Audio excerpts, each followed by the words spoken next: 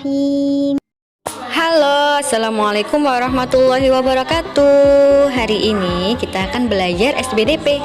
Nah, materi SBDP hari ini kita sudah sampai di tema 3, subtema 3. Jadi silakan dibuka LKS-nya, subtema 3 ya Kak ya, sambil disimak materi yang akan Ustazah sampaikan. Hari ini kita akan membahas mengenai membuat rancangan karya seni rupa. Jadi silakan disimak ya.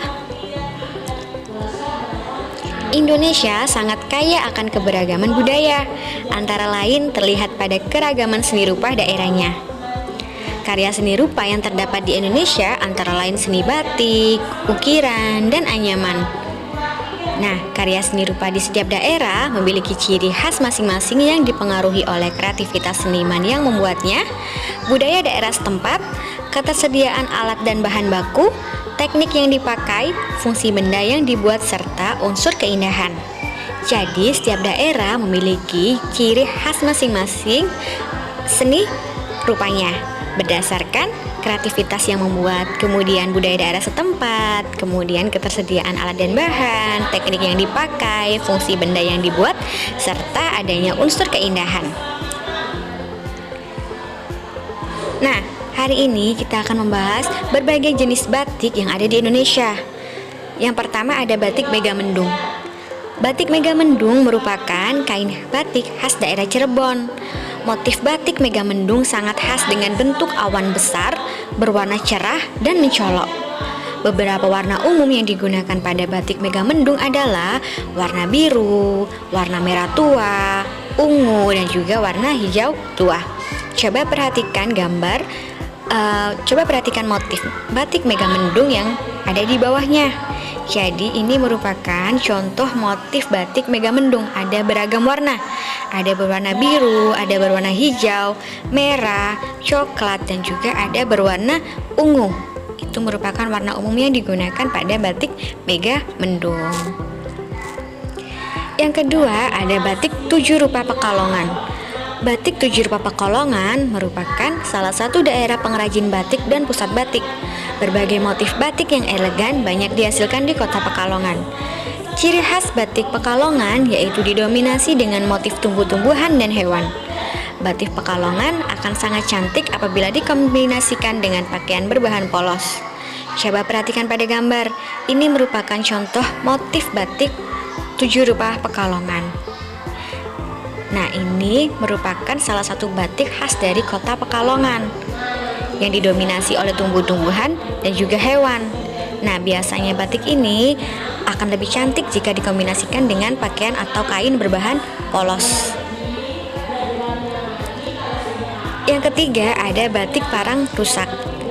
Batik Parang Rusak merupakan motif batik yang sangat populer di kalangan pecinta batik. Motif batik Parang Rusak mengandung arti mendalam, yaitu peperangan manusia dalam melawan sifat buruk dan nafsu selama hidup. Batik Parang Rusak sering digunakan untuk berbagai jenis kerajinan berbahan batik. Nah, ini merupakan contoh dari batik Parang Rusak. Nah, batik ini paling sering kita jumpai baik di acara pernikahan maupun acara yang lainnya. Jadi, batik Parang Rusak ini mengandung makna yaitu peperangan manusia dalam melawan sifat buruk dan nafsu selama hidup. Yang keempat ada batik keraton. Batik keraton merupakan batik yang awalnya dibuat oleh para putri dan pengrajin batik yang ada di lingkungan keraton. Motif batik keraton ini sangat kental dengan nuansa elegan, sakral, dan syarat akan filosofi kehidupan. Oleh karena itu, dulu batik keraton hanya boleh digunakan oleh sebagian orang saja. Nah, ini merupakan contoh motif batik keraton. Jadi, dulu tidak sembarang orang bisa menggunakan batik keraton ini. Dan batik keraton ini hanya dibuat oleh para putri dan pengrajin batik yang ada di lingkungan keraton. Batik ini sangat kental dengan nuansa elegan, sakral, dan syarat akan filosofi kehidupan. Selanjutnya ada batik Priangan Tasikmalaya. Batik Priangan Tasikmalaya terkenal dengan ciri khasnya yang memiliki corak yang rapat, rapi, dan berkelas. Dominasi motif rumput dan tumbuh-tumbuhan menjadi identitas utama batik Priangan. Coba perhatikan pada gambar, ini merupakan contoh motif dari batik Priangan Tasikmalaya. Jadi memiliki corak yang rapat, kemudian rapi, dan juga berkelas, didominasi oleh rumput dan tumbuh-tumbuhan, menjadi identitas utama batik Priangan. Selanjutnya ada batik Lasem. Batik Lasem adalah batik yang berasal dari daerah bernama Lasem yang terletak di perbatasan Jawa Tengah dan Jawa Timur. Batik Lasem memiliki ciri khas warna merah menyala. Hal ini disebabkan karena batik Lasem sangat dipengaruhi oleh kebudayaan Cina. Nah, coba perhatikan pada contoh motif batik Lasem yang ada di bawahnya. Jadi batik memiliki motif yang berbeda-beda ya Kak, jadi silakan diperhatikan dengan baik. Nah, warna merah menyala pada batik Lasem dipengaruhi oleh kebudayaan Cina. Nah, selanjutnya ada batik Bali. Motif batik Bali banyak terinspirasi dari berbagai hewan seperti kura-kura, burung bangau, dan rusa. Warna-warna yang digunakan pada batik Bali juga didominasi warna cerah seperti biru, kuning, dan juga ungu. Nah, ini merupakan contoh motif pada batik Bali. Jadi didominasi oleh warna biru, kemudian dikombinasikan dengan warna kuning, dan juga ada warna ungu. Ini merupakan ciri khas dari batik Bali yang didominasi oleh warna-warna cerah. Selanjutnya ada batik Pring Sedapur Magetan. Batik Pring Sedapur Magetan merupakan pilihan batik dengan motif sederhana dan simpel. Meskipun begitu, batik Pring Sedapur syarat akan makna filosofis.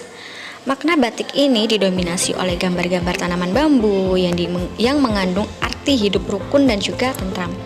Coba perhatikan pada gambar. Nah, motif batik ini didominasi dengan tanaman bambu. Tanaman bambu menunjukkan memiliki makna hidup rukun dan juga tentram. Selanjutnya ada batik Malang. Batik Malang memiliki ciri khas warna cerah. Motif batik Malang juga unik, yaitu kombinasi gambar-gambar candi yang ada di kota tersebut. Coba perhatikan pada contoh motif batik Malang yang ada pada layar. Nah, batik ini memiliki motif yang unik, yaitu kombinasi gambar-gambar candi yang ada di kota Malang. Nah, selanjutnya ada batik Betawi. Batik Betawi kerap ditampilkan dalam pameran kebudayaan Betawi ataupun digunakan pada acara-acara bergengsi seperti Penghelatan Abang None Jakarta. Pilihan warna-warna cerah yang mencolok dipadukan dengan motif unik khas Betawi seperti ondel-ondel, pucuk rebung, nusa kelapa, dan gambar kromong menjadi ciri khas batik Betawi. Nah, perhatikan pada contoh.